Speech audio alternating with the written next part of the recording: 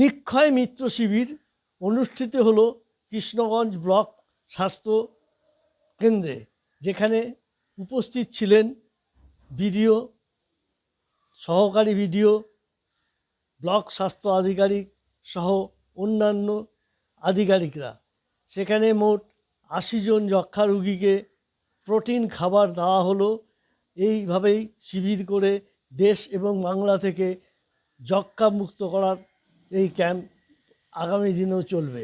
নিক্ষয় মিত্র শিবির আমরা আজকে করছি।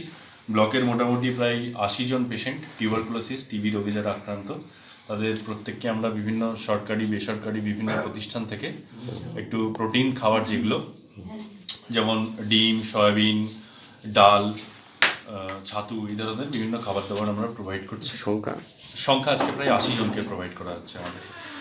কারা করছে এটা একটা মূলত নিক্ষয় মিত্র যে ব্যাপারটা, সেটা হচ্ছে প্রত্যেকটা যে কেউ হতে পারে, বিভিন্ন মানুষ হতে পারে, সাধারণ কোনো প্রতিষ্ঠান হতে পারে, কোনো রাজনৈতিক দল হতে পারে, কোনো ক্লাব হতে পারে।